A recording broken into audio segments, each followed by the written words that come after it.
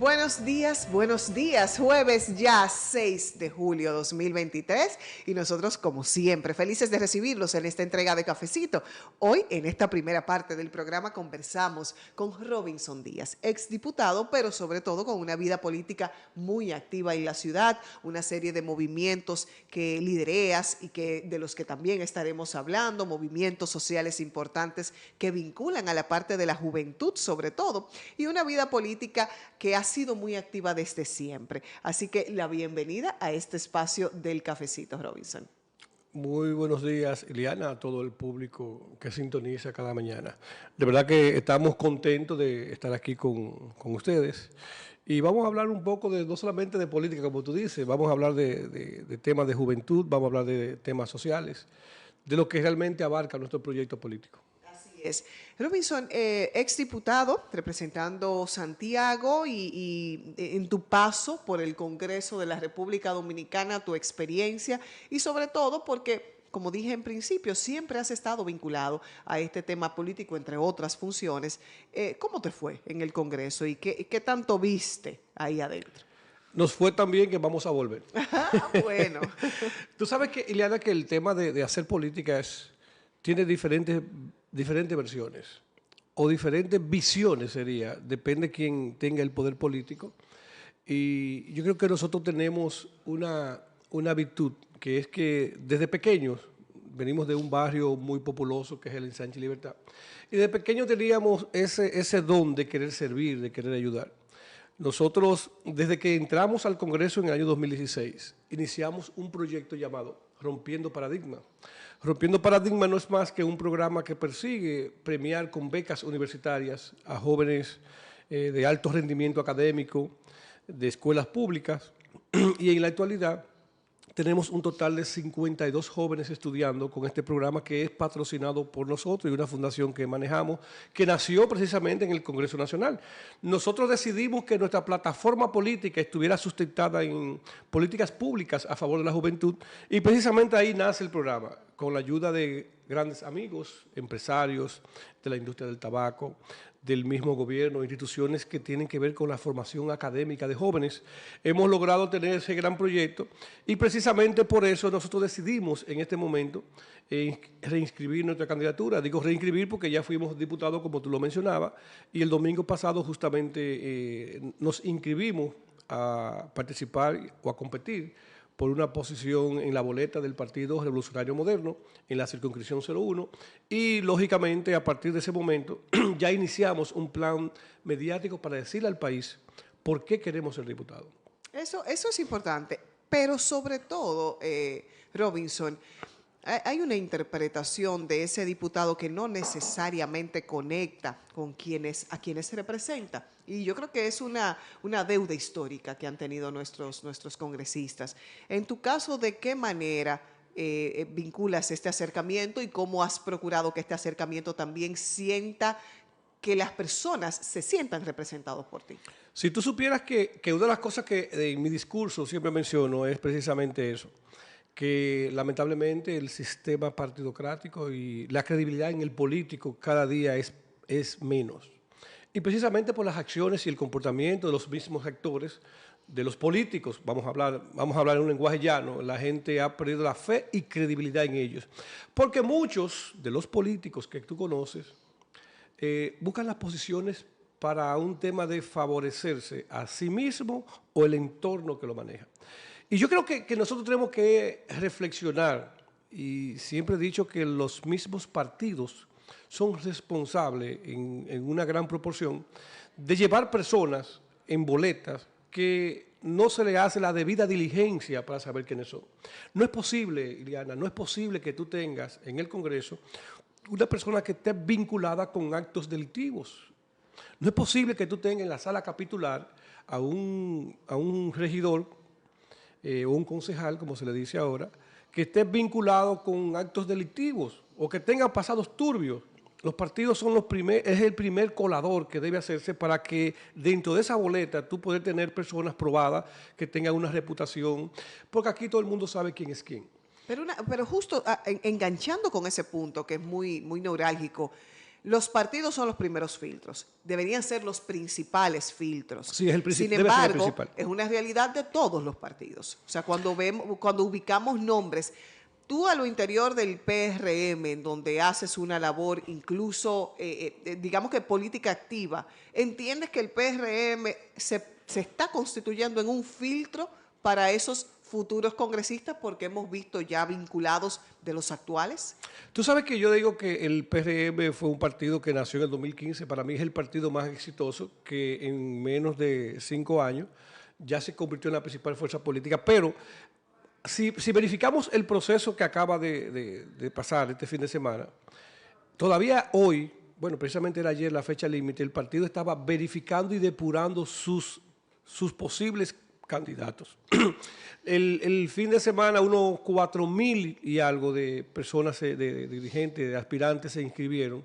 Y el partido nuestro está desde ese mismo momento hasta el día de hoy, de ayer, verificando cada uno de los expedientes, precisamente por lo que te digo. O sea, el partido, los partidos, porque no quiero hablar del partido mío, o sea, los partidos políticos son los principales responsables de que se filtren figuras que puedan hacerle daño al ejercicio de la política, que es algo muy bonito, si se aplica con criterio y con responsabilidad. Y el PRM, déjame decirte para concluir, el PRM está haciendo su debida diligencia.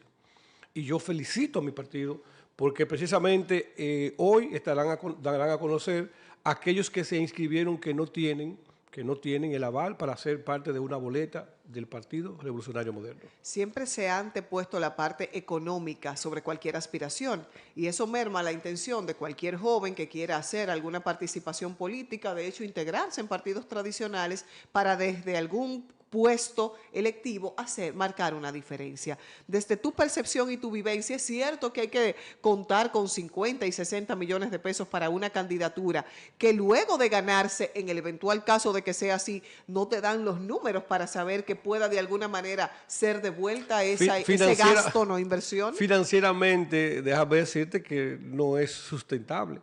Cuando tú hablas que un diputado tiene que gastar 20, 30 o 40 millones de pesos y gana 175,000 pesos más algunos viáticos que se le pagan, tú dices, pero que entonces, ¿cómo tú vas a invertir tanto dinero para luego recuperarlo? ¿Cómo lo recupera? Está abocado a hacer la cosa mala. Entonces yo digo que tenemos una gran oportunidad, Ileana. Yo creo que no podemos descartar el principio de que los buenos tenemos que juntarnos. Así como se juntan los malos y forman la asociación de malhechores, los buenos también tienen que juntarse. Y lo que tú mencionabas, por ejemplo, para competir en un proceso donde el dinero es tan importante, para jóvenes líderes comunitarios es difícil ser regidor. Un regidor puede gastarte 2, 3, 4, 5 millones de pesos. Un comunitario que tiene un contacto directo con la ciudad, con sus municipios o con en su demarcación, es difícil para él poder participar en una competencia con una persona que quizá tiene dinero de más.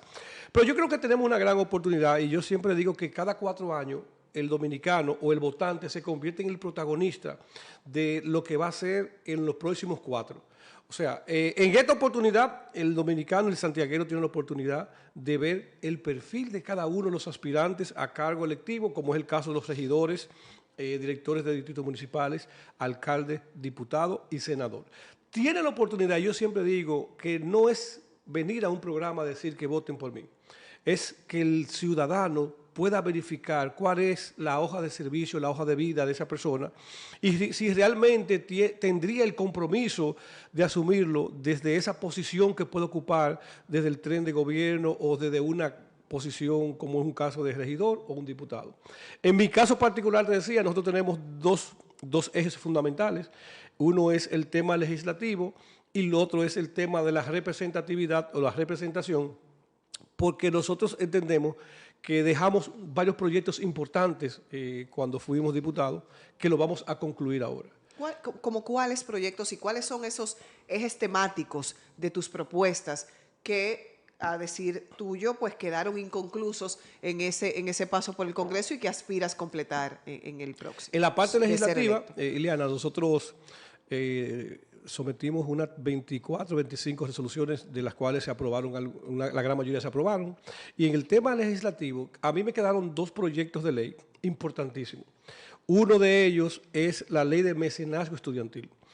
Así como se creó la ley de mecenazgo cultural, así como existe una ley de cine, Expliquemos qué la ley es del eso. mecenazgo estudiantil no es más que un incentivo que pretendemos darle a los empresarios y que se pueda hacer, dar facilidades para que dentro de sus aportes al desarrollo estudiantil, aportes de becas universitarias, pueda haber un beneficio y se puede incentivar a que una gran cantidad de jóvenes que no pueden estudiar porque no pueden accesar a una carrera universitaria, sí podamos entonces nosotros hacer ese match entre empresas y estudiantes. Debo decirte que a pesar de que el gobierno, desde el Ministerio de la Juventud y el Ministerio de Educación Superior, Ciencia y Tecnología, han hecho una gran labor entregando becas, en mi oficina, que tenemos el programa que lo patrocinamos nosotros, diariamente me llegan padres con estudiantes de notas sobresalientes, 95, 98, 100, pero sin embargo yo tengo un programa muy limitado a 20 liceos en Santiago. Y hemos visto entonces que cuando tocamos puertas, empresas muy importantes que puedo mencionarte como el amigo Carlos Iglesias de Bellón, a Felito García, tengo gente como la Aurora, hay muchas empresas, tendría que mencionarlo todo, que se han dedicado a darle aporte a ese tipo de programa. Entonces, ¿qué hay que hacer? Legalizarlo para que dentro de sus aportes del fisco también pueda existir una cuota razonable, manejable, que se pueda controlar para que esos beneficios puedan llegar a esos estudiantes. Esa ley, yo creo que nosotros, desde que lleguemos al Congreso, la vamos a retomar, porque ha sido muy bien vista, no solamente por nosotros, sino por las otras bancadas. No nos dio el tiempo para someterla, pero sí es una ley importante. La modificación... Antes de seguir, Robinson, porque no quisiera interrumpirte sobre todo en esos proyectos que son necesarios y que probablemente, y sobre todo que hablemos sobre otros tantos que duermen y descansan históricamente en nuestro Congreso. Pero debemos pausar en este momento y al regreso continuamos con esta interesante conversación con Robinson Díaz. Bueno, nosotros continuamos en esta conversación con Robinson Díaz, aspirante a la candidatura por diputado en la circunscripción número 1. Es así, ¿verdad que Es sí? correcto, claro. Y bueno, ya pasaste por el Congreso, ya tuviste una experiencia en el Congreso. Y sobre esa experiencia quiero hablar para que luego nos adentremos en las aspiraciones, pero sobre todo en el papel del PRM de cara a los próximos eventos comiciales que tendrán lugar en el país. Pasaste por el Congreso y hay una deuda social y hay un reclamo social sobre leyes y modificaciones tan importantes, por citar lo básico, el Código Penal, tan necesario, empantanado por temas como el aborto, pero cuyos otros temas que son vitales para el desarrollo de cualquier país están ahí dormidos. Desde una eventual elección tuya nuevamente a una diputación, ¿por qué hay una realidad que dificulta tanto ahí dentro que ese tipo de leyes y modificaciones lleguen a feliz término para beneficio real de la sociedad? Tú sabes, Iliana, que nosotros tenemos un Congreso que el que no lo conoce cómo funciona no puede emitir ningún juicio de valor de lo que es el Congreso en su ejercicio del día a día. Antes de entrar a ese punto, recuerda que quedamos en las iniciativas y tenía el tema de la ley de mecenazgo estudiantil, pero también tenía en carpeta la modificación de la ley 49-00, que es la ley que rige en materia de juventud, que está obsoleta, que hay que actualizarla, es una ley del año 2000, que nosotros quisiéramos presentar un anteproyecto que teníamos para modificar esa ley. Y otra ley, para concluir con mi propuesta legislativa, que es la ley de control y expendio de bebidas alcohólicas. Es una ley que tiene que hacerse, porque nosotros tenemos que eso opera el tema de los negocios y el expendio de bebidas alcohólicas bajo resoluciones del Ministerio de Interior y Policía y bajo decretos del gobierno. Creo que debe existir una ley que pueda controlar el tema de las bebidas alcohólicas, las licencias y ese tipo de sanciones que hay que hacerle a los negocios que violan la ley con respecto a las bebidas alcohólicas. Entonces, yéndonos directamente al tema que tú me preguntabas, que tiene que ver con el Código Penal y otras leyes importantes. Lo que pasa es que el Congreso tiene una peculiaridad que se maneja por bloques de partidos. Y los bloques de partidos tienen que ponerse de acuerdo primero como partido. No es lo mismo un partido que esté en el gobierno a un partido que esté en la oposición. Si el partido de gobierno no tiene la mayoría absoluta, entiéndase que una ley como el Código Penal es una ley orgánica que necesita más la 2/3 parte de la matrícula, tendría que tener una gran cantidad de legisladores para poder pasar un proyecto tan importante como ese. Pero ahí viene el tema de la oposición. El partido opositor lo que tiene que tratar es de entorpecer lo que es exitoso para el partido de gobierno. Se ve contradictorio, pero es así. Mira, por ejemplo, el caso de ayer, anteayer, de los préstamos que se sometieron y se aprobaron, préstamos que en su mayoría tenían que ver con desarrollo humano, con desarrollo de INAPA, con asuntos de agua potable, con la CAS, tenía que ver con proyectos para desarrollo de viviendas. Mas, sin embargo, la bancada de la oposición, la bancada del PLD, se paró, se retiró del hemiciclo porque entendía que eso no era viable. Pero estamos hablando de inversiones que se van a hacer directamente para desarrollo humano. Mas, sin embargo, en ese momento a ellos les conviene que no se apruebe nada. Y se usó un artificio que era para comprar alcalde, que estaba aprobando un préstamo tan importante como eso. Entonces, yo creo que el tema de esas leyes, como el tema del Código Penal y otras leyes importantes, lo que debe existir es la madurez suficiente del legislador para que pueda hacer lo que realmente tiene que hacer como representante de una comunidad. Yo no estoy juzgando a nadie porque posiblemente con mi formación católica yo estoy en contra del aborto, pero es posible que otro diputado con sus condiciones liberales sí esté a favor del aborto. O mejor dicho, o sea, hay cosas que se pueden dar, pero que tú tengas la libertad de decidir, que tu responsabilidad, además de tu compromiso partidario, tiene que estar por encima de todo el compromiso con tu comunidad, con quienes te eligieron. Entonces, hay gente que van al Congreso y ni siquiera te leen las leyes. Y te puedo decir que hay diputados que van y no te leen una ley. Y simplemente se va al bloque y en el bloque le dicen, mire, para estos temas se va a votar que sí, se va a votar que no, o no vamos a votar. Y lamentablemente dentro del ejercicio de la política esa es la realidad. Nosotros tuvimos en muchas ocasiones controversias dentro del mismo bloque nuestro, y recuerdo que tuve una experiencia con un préstamo que tenía el gobierno de Danilo Medina, que era para Corazán en Santiago, y la línea partidaria era votar en contra de los préstamos. Y sin embargo, ese día yo voté a favor del préstamo. Me llamaron la atención y yo le dije, mire, ¿cómo yo puedo votar por un préstamo que va a destinarse para Santiago, mi provincia, en la planta de tratamiento de Corazán? ¿Cómo puedo votar en contra de eso a pesar de que el partido tenga la línea en contra del endeudamiento? Y sin embargo, se me respetó la decisión y se acogió, gracias a mi iniciativa, de que cuando se fuera a votar por iniciativas de tu provincia, independientemente de la línea partidaria, tú asumieras tu posición como representante de tu provincia. O sea, la madurez que hay que tener en el Congreso, porque no es fácil manejar 190 personas, que todo el mundo tiene una concepción diferente, una visión diferente, y todo el mundo es líder. Pero los partidos juegan un papel estelar a la hora de tomar las decisiones en el Congreso Nacional. Trabajas muy de cerca con el tema de los jóvenes. De hecho, encabezas programas que de alguna manera buscan impulsar el tema educativo con los jóvenes. Hay una percepción generalizada de un mal social que arropa a nuestros jóvenes. Sin embargo, yo soy de las que piensa que hay una mayoría significativa e importante que buscan ese tipo de oportunidades. Desde tu posición política y desde tus aspiraciones, ¿cuáles serían esos proyectos a impulsar adicional a eso que tiene que ver con el Ministerio de la Juventud, pero que tengan que ver con el desarrollo de esos tantos que sí quieren estudiar, que sí quieren hacer deporte, que sí quieren de alguna manera ser representativos para la sociedad?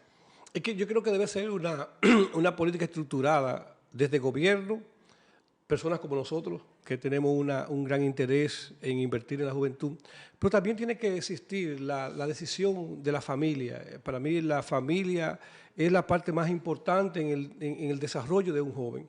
Lamentablemente tenemos muchos antiparadigmas que bombardean los mismos medios de comunicación. Ahora tú ves, por ejemplo, que los niños desde 4 años tienen un celular en la mano. La forma como se entretiene a un niño o a un joven es diferente a la que vivimos nosotros. Yo recuerdo que nosotros nos trataban que si tú hacías algo malo te daban una pela, y por el temor a la pela quizá uno se enderezaba y terminaba haciendo la cosa bien hecha. Yo creo que la familia juega un papel estelar, el gobierno, y yo creo que hay que crear una política de Estado en el cual se dé más participación a la juventud. Y hay unas cuotas que son designadas en los partidos para ocupar posiciones que siempre son violadas. porque es difícil para un joven, igual como hablábamos ahorita de un comunitario, para un joven de 20, 25 años que no ha hecho una vida profesional, que no tiene un soporte económico, poder involucrarse en política y poder participar en un proceso de competir con aquellos que ya tienen un soporte económico mucho más fuerte y experiencia. O sea, yo creo que nosotros tenemos que hacer un compromiso social, un compromiso desde arriba hasta abajo, comenzando con la familia, comenzando con los mismos entes sociales.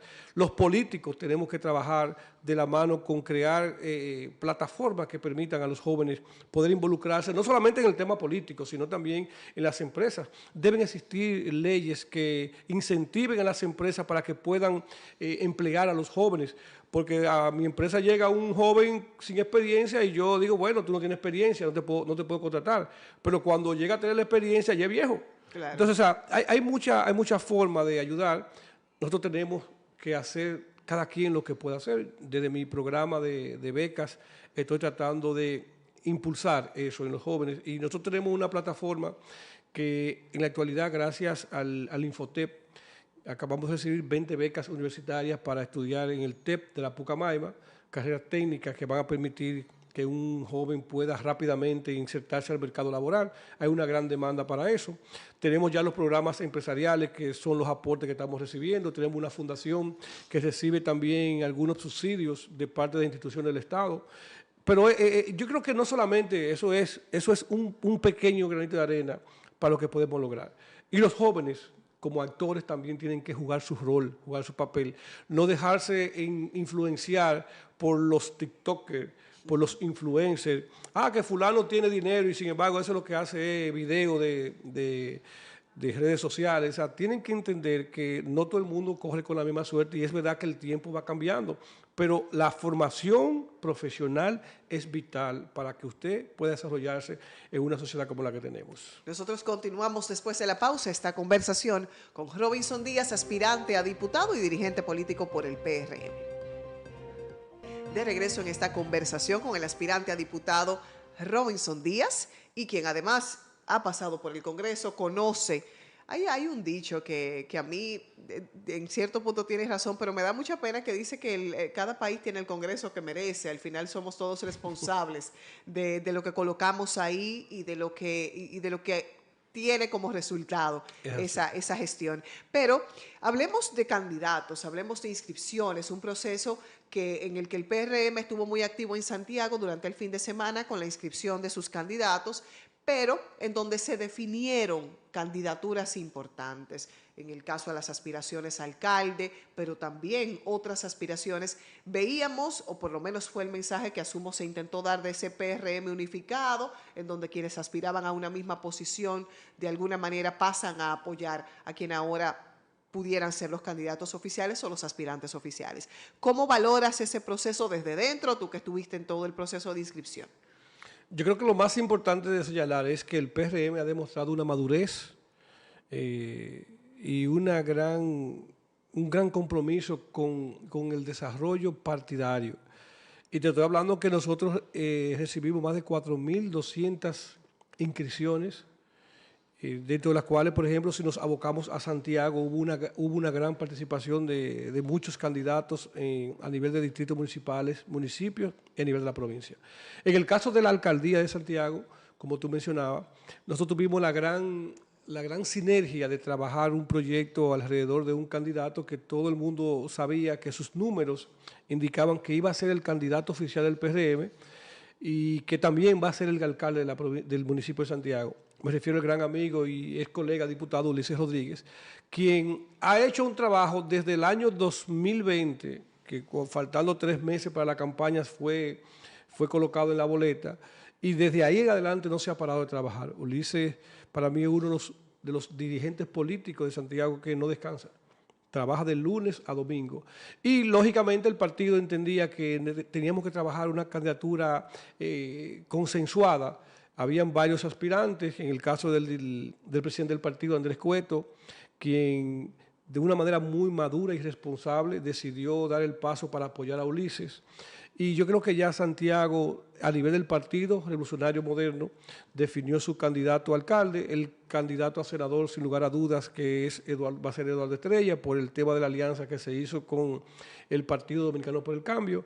Entonces ya tenemos definido senador, ya tenemos definido alcalde, ahora vamos al proceso de definirlos. Sin embargo, en el caso de Eduardo todavía no ha habido una confirmación con tal formalidad. Se hablaba incluso de unos temas familiares que no querían que él continuara sobre lo que refiere ser un senador y en este caso presidente de la Cámara del Senado. ¿Ya hay seguridad por parte del partido que él es el candidato? Yo creo que hay compromisos que están más allá del tema de lo que tú quieres hacer.